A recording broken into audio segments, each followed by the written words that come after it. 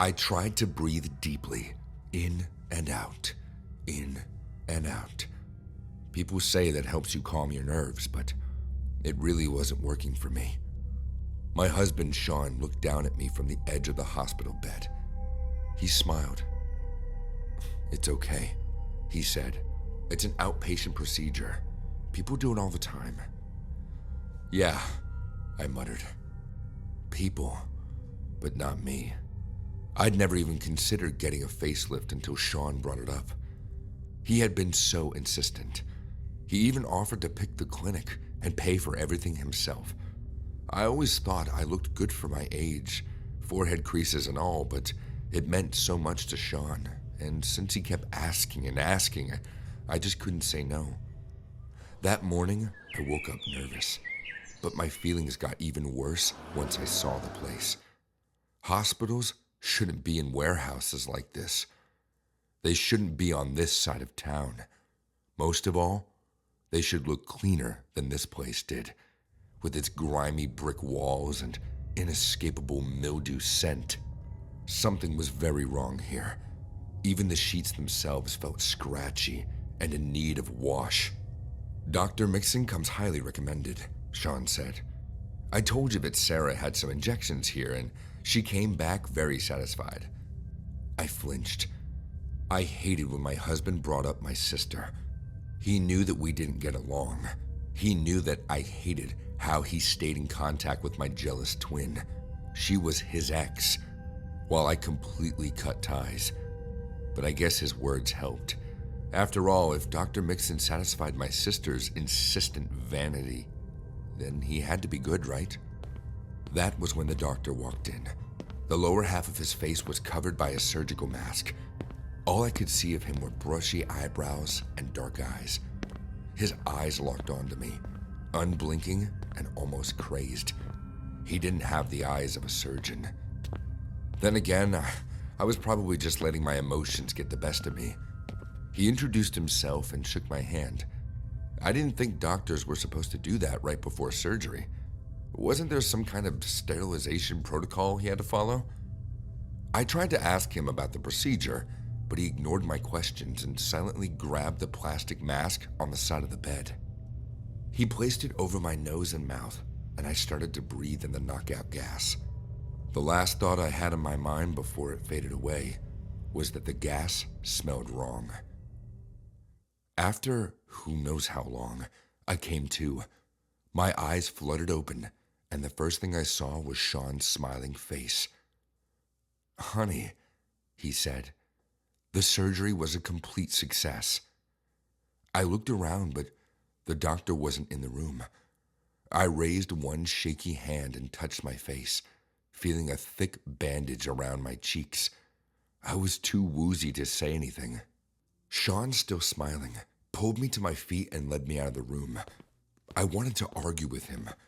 What about the doctor? What about my recovery time? But I couldn't say anything. Sean led me out of the building, into the dirty alley just outside, and we drove home. Sean took me straight to bed and told me to lie there to recover. For the next few days, he brought me food and gave me all kinds of words of encouragement. Then, my general achiness had changed into a strange feeling. My face was itchy, but not just itchy, it felt wrong, unnatural. I told Sean about it, and he gave me some painkillers. In a way, the medication worked, but it made me loopy and lightheaded. I didn't have any pain. In fact, I didn't have any feeling at all. My face, my entire body, everything felt numb. But the itching never went away. If anything, it intensified, as if a colony of bugs were hiding under my bandages, burrowing into my skin and eating away at my flesh. I stayed in bed, trying to sleep, but even though my entire body was tired, the sleep never came. Sean checked on me several times, and each time, I tried to explain that something was wrong. I needed to go back to the doctor. The first time I said that, he just smiled and told me, "It's okay, just let the medication do its work." The second time, his smile disappeared, and he told me to calm down. The third time, he screamed at me, called me ungrateful. I realized that if I wanted to make sure I was okay, I had to do it myself. When Sean was out of the room, I grabbed my wallet from the end table and found the scrap of paper I'd written down the clinic's phone number. I called, ready to whisper into the phone so that Sean wouldn't hear me. After 2 rings, a robot voice came on, saying that the phone number wasn't in service. I tried again and got the same result. Even with the numbing medications coursing through my blood, I felt my heart race. Something wasn't right. I pushed myself out of bed, using the wall to steady my balance. I trudged through the room and down the stairs. Sean was in the kitchen, talking and laughing to someone on the phone.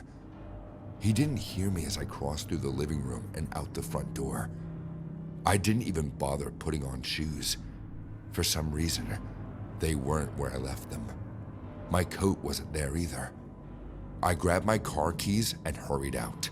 Still woozy, still barely able to see straight, I got in Sean's car and drove to the clinic on the outskirts of town. The whole time, I forced my hands to stay on the steering wheel. Otherwise, I'd be itching my face. When I pulled up to the clinic, my heart sank. The sign was gone. The windows were covered in plywood. The entire warehouse building was completely empty. No signs that any clinic had operated within. What was going on?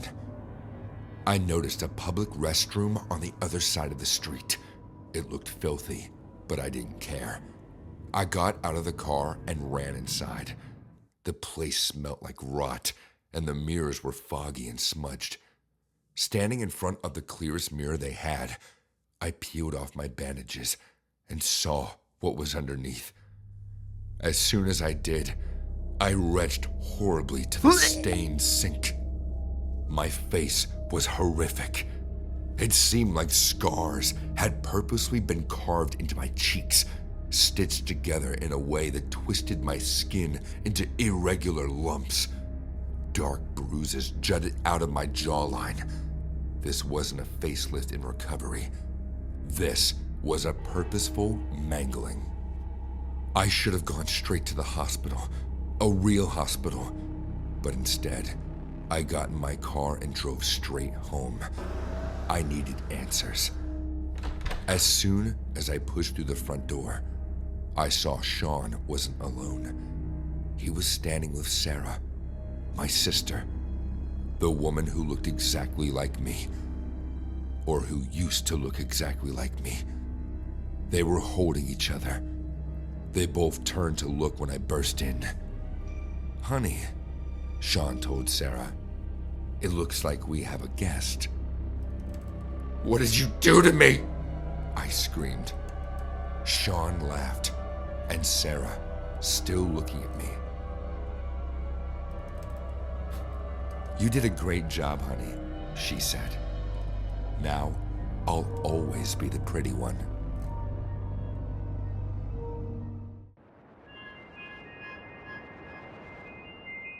Years ago, as I was sitting in a waiting room, I had come to the conclusion that I wanted to change my body's appearance. I was young, and I was surely not ready to encounter what I had. As I sat and waited, there was a girl who went ahead of me. I sat there twiddling my fingers as my nerves set in. I was young and really wanted to fit in, so plastic surgery was what I wanted to do. I had watched how confident other girls who had gone under the knife were. "Claire Montgomery?" I heard the woman call my name, and as creepy as it was, I walked with her. But had I known then what I know now, I would have turned around and never went back. As I walked with the nurse through the double doors, the scenery changed. It wasn't so welcoming and really made me think that I was making a mistake. I passed by all the rooms that had people in it, and every one of them said ICU recovery. I looked over at the nurse walking me down what felt like the longest hallway, and she half smiled at me. It made me feel quite uneasy, I won't lie. Every nerve in my body was trying to pull me back out, but I knew this is what I wanted to do. Finally, we made it to the room. She sat me down and examined me. I apologized to her because I was extremely nervous. She looked at me and said, "You should be." Those words should have been my red flag telling me that I needed to get out of there. The nurse didn't give off nice vibes, so it made everything that much worse. She did her duties and went on her way. As she left, she said the doctor will be in shortly. I sat there contemplating everything. I was looking around the room and it was dark and gloomy. There were tools still in the packaging, but it wasn't something that I wanted to look at. The posters on the wall were cartoons of botched Barbies. Maybe it was meant to scare people away, I thought. Looking over at the door, waiting for it to open, I could hear people outside. I thought it was the doctor, but soon I realized it was the nurse and someone else talking. I couldn't really make out what they were saying, but they were talking about the girl that went before me. Shortly after that, the doctor came in. He had gloves that had a good amount of blood on them. He properly took them off and disposed of them, and apologized, saying there were some difficulties that happened in his last surgery. I didn't really know what to say, so I just told him it was okay. He sat me down and was reading through the papers for me to sign to make sure that everything was good for me to start the procedure. Soon enough, I had signed all the papers and he gave me a gown to dress into.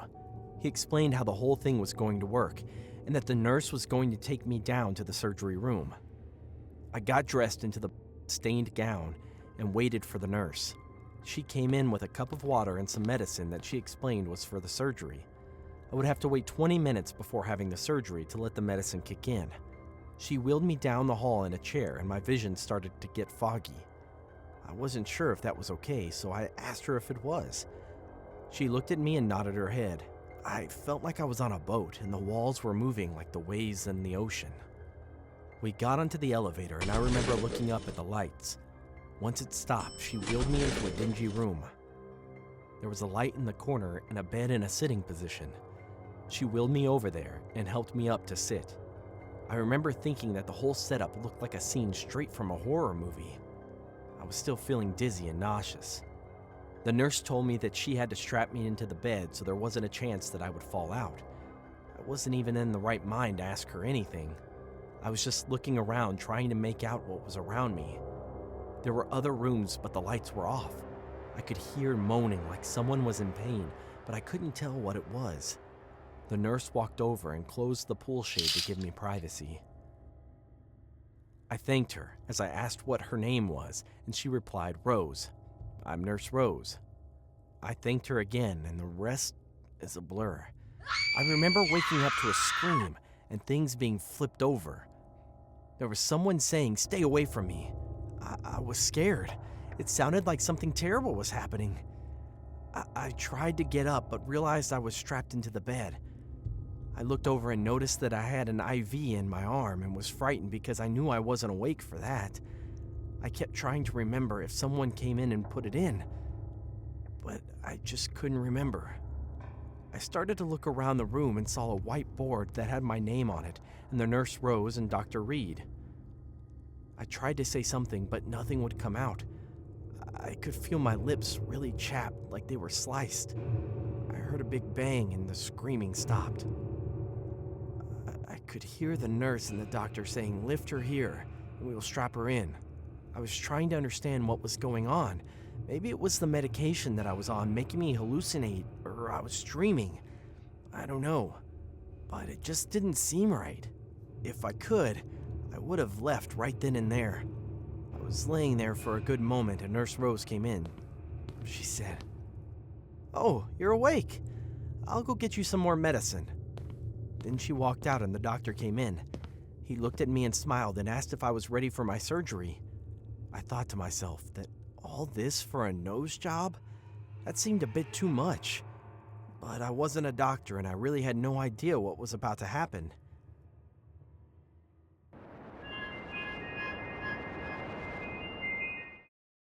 Rose walked in and stuck a needle right into my IV port. I could feel the warmth of it going through my veins. The doctor walked over and placed what looked like a face into a bowl right next to me. Dr. Reed looked at me and said, "Don't worry. You won't feel a thing. All I remember was closing my eyes and waking up to agonizing pain all over my face. I looked around trying to clear my foggy eyes. What I saw was my own face lying in a bowl. I could hardly keep it together. I wanted to scream, but I couldn't. I struggled to get my hands free of the restraints, but managed to get them out. Finally, I was able to make my way to the edge of the bed, and I stood up onto the floor that was cold on my bare feet. I walked over to the curtain, moved it, and stopped dead in my tracks when I saw what was behind that curtain. The girl that went before me was tied to a chair. The scene was so gruesome, I couldn't bear to look at it. I ran past her and tried to find a door, stumbling wall to wall. I came across another curtain that led to a room filled with jars of body parts. I took in my surroundings and saw a door. As I was walking towards it, I could hear the elevator. I began to panic. I stumbled to the door and opened it. It sounded an alarm, and I knew I had to act fast, so I hid behind a table. I could hear shouting, and the doctor and the nurse were running towards the door. They both locked out the door, thinking that I had escaped, so they both ran back to the elevator.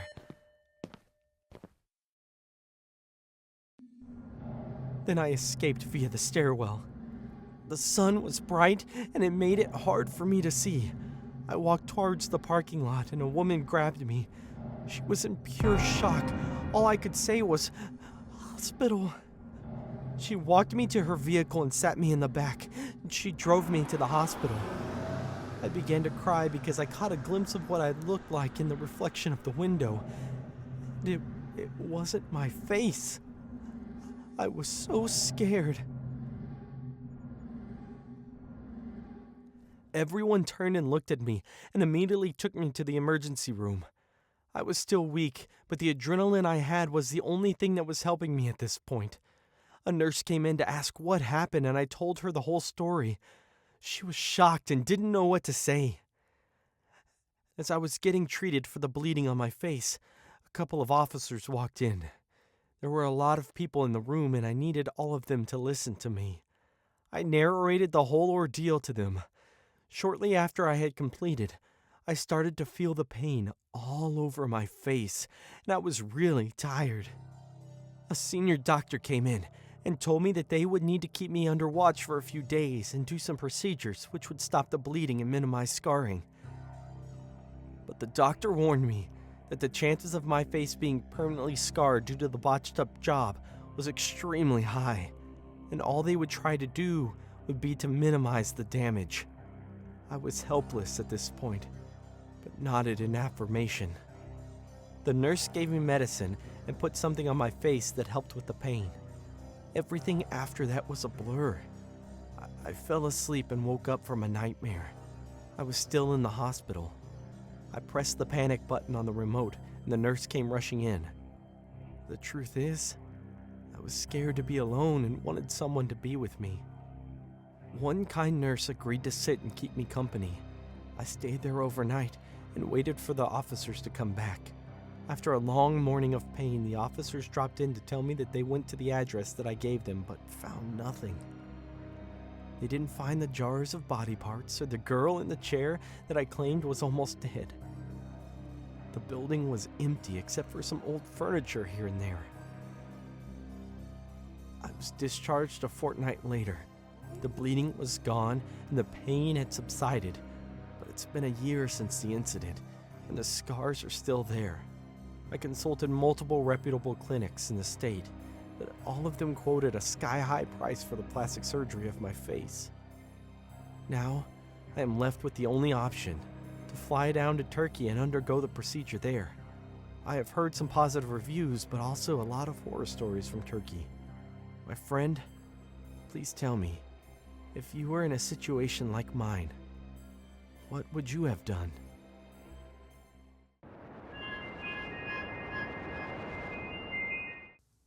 My name is Wes, and I'm 46 years old. I'm married to my wonderful wife, Dorothy, for a decade now. We have a 7-year-old son, Wyatt. I'm a hard-working man, but I don't like doing the same stuff all the time. so I'd keep changing my jobs every 2 years or so. I like to say that my career consists of variety and learning, and I've had very well-paid jobs too. Such was the case last year. I was hired to be a security guard in a warehouse. The place was huge, and I was the only guard doing the night shift. Those were the hours which brought in the good bucks, and I enjoyed the peace and quiet. I'm a big, strong guy too, so I had been a security guard before in nightclubs and handled some complicated and violent situations. But in the warehouse, which was locked, I assumed I wouldn't be having any problems. The facility had many rooms, some of them which were locked. The place was used to keep technological devices, which were packed into boxes. There were also vehicles, like trucks and even a couple of helicopters. Some of them were marked as belonging to the U.S. government. I assumed the company who owned the warehouse had contact with the government. This was extremely interesting, at least for the first couple of weeks. Then, of course, I got used to walking around those walls and checking out the security cameras. But I'm not someone who gets bored easily. I was glad because it wasn't a stressful job. As days went by, I had absolutely nothing to report. Fine by me. Being almost 50, peace and quiet had a bigger place in my life than adrenaline and dangerous stories to tell. One night, though, as I was wandering around the warehouse, I heard glass being broken. The noise was very distant and muffled. But since I was used to doing so many hours in complete silence, my hearing had become more acute. I followed the noise, which led me to a wall, but I could hear something, or someone, inside the wall, which was obviously a room. I could listen and hear deep breathing and other weird vocal sounds. These were my thoughts. Someone is trapped in here, and this warehouse is probably being used by some kind of mafia. The government vehicles could have been bought in the black market for all I know. God, there could be so much corruption going on here. Now, I was left with a dilemma. What do I do? Being a man who was always looking to try out new things, not only jobs, fear was not really something that bothered me. I decided to try to free that man or woman. The guys from the warehouse had no idea where I lived. I was actually being paid with physical money, no documents attached. Another red flag. I had more than one phone number, and they only had my professional one. Same logic with my emails. It would be easy to get rid of those and get new ones. This to say, after playing the hero and getting away from the warehouse, they wouldn't be able to track me so easily. At least, that's what I had hoped. I tried finding a door, which would lead to that mysterious and hidden room. Eventually, I did find my way after walking through a very small corridor. The door was locked, but fortunately, there were several iron objects around that I could use to break the lock. And so I did. I was completely astonished as soon as I saw the nature of the room. It was big, gray, and all devices and items indicated that it was some kind of laboratory. I noticed there was a small bathroom as well, and a bed. A man was there, very scared, trying to hide from me under the bed. He was dressed in a blue robe, as if he was a medical patient. "Please, don't hurt me," he said in a very feeble voice. His head was shaved. "Hey, don't worry. I'm not here to hurt you. In fact, I'm here to try to help you. It seems as though you're being kept here against your will. Am I right?" I asked. "Yes." "Why do they have you in here?" "Look at my right arm and hand," he said. As he showed me the part of the body, I was shocked. His arm and hands were not human. They had green scales, like a reptile. What happened to you? I asked. I was taken against my will. Someone was experimenting on me, producing genetic alterations in my body, he answered. Who? Why? I don't know, but they're probably working with some kind of shadow agency which belonged to the government. They don't talk to me much about it, but I could hear a few things when they thought I was asleep. Scientists always have sick fantasies regarding genetic experiments, super soldiers, pure races, half-breed creatures. It's terrifying. Okay, I'm going to take you with me, to your family. Come on now, I said. My family's a part of this. They sold me to this group, he said. No, unbelievable. Well, you can come home with me for now, I said. Thank you. Thank you, my name is Ronald. All right, I'm Wes. Come on, let's go. I had to help the man. He was very weak. Fortunately, there was no one there. I took him to my car and we drove like hell from that sick warehouse. I explained the situation to my wife.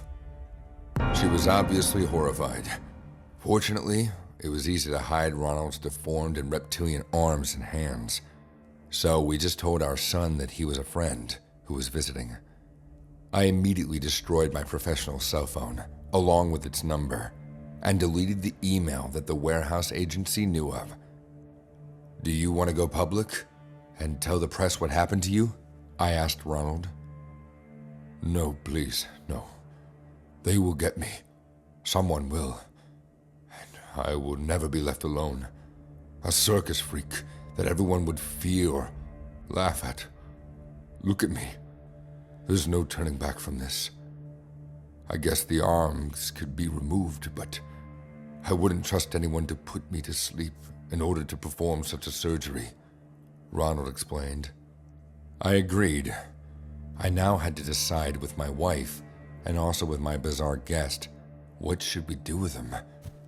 As I mentioned before, his arm wasn't that hard to hide. My wife and I decided we were going to help him get a new life, somewhere. Unfortunately, 1 week later, Ronald died. But at least he died in peace. He was already feeling better, at least psychologically speaking, and he was even smiling once more. Ironically, I assumed that the scientists were giving him some kind of substance, because Ronald said that they injected him regularly with something. I guess we'll never know. I took Ronald's body to some woods and buried it. As for me and my family, we moved. We're not even living in the United States anymore, so I think we're safe. But I can't stop wondering how many people are out there, suffering at the hands of such shadow agencies, and who's really behind it all.